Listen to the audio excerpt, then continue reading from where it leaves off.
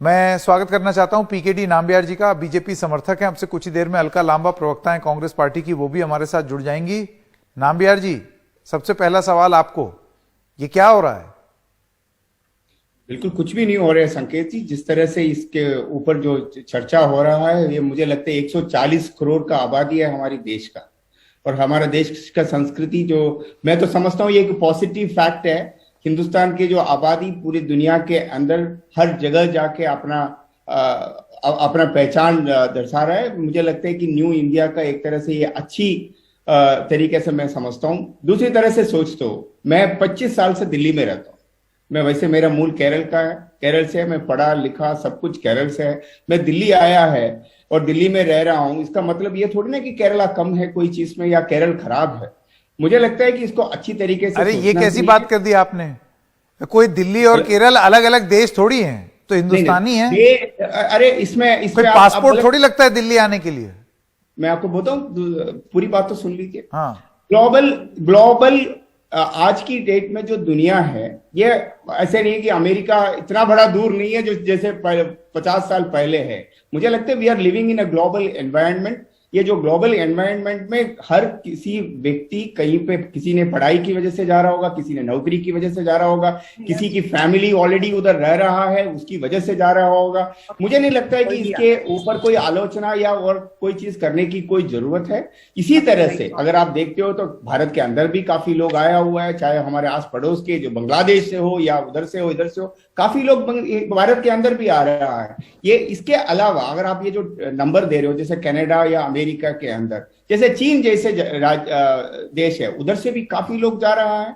मुझे नहीं लगता है कि दैट इसके ऊपर कोई आलोचना करना ही इसका कोई ये विषय के ऊपर चर्चा का ही कोई मुझे नहीं लगता है कि कोई जरूरत भी है। नहीं, अब ये आप कैसे तय कर देंगे भाई? विषय तो ये इस तरीके से है कि ये संख्या बहुत बढ़ गई है। अब ये ले लें पीकेडी नाम्बियार, दोहरी नागरिकता, ड्यूअल सिटीजनशिप का सिस्टम भारत में क्यों नहीं आ सकता?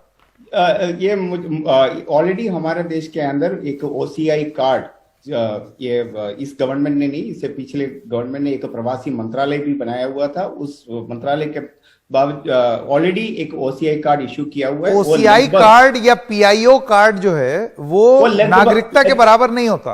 वो लगभग वो आपको हर तरह का जो सुविधा एक नागरिक को मिलता है, लगभग वो सारा सुविधा आपको मिलता है।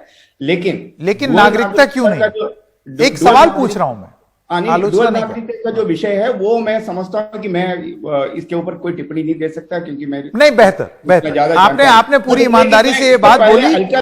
मैंने अलका लांबा जी की पूरी बात सुन रहे थे, वो कह रहे कि महंगाई है, अनएम्प्लॉयमेंट है, ये सब चीजों की वजह से, और हिंदुस्तान की अर्थव्यवस्था टूट फूट रहा है, इसकी वजह से हिंदुस्तान छोड़कर सब लोग भाग रहा है हिंदुस्तान छोड़कर। आपने एक चीज देखा, जो आपने लिस्ट जो सबसे पहले सुना रहे थे, अमेरिका कहाँ गया है, ये जो लोग कहाँ जा रहा है? अमेरिका, ऑस्ट्रेलिया, यूके, ना कि कोई बांग्लादेश या पाकिस्तान या अफगानिस्तान और श्रीलंका नहीं जा रहा है।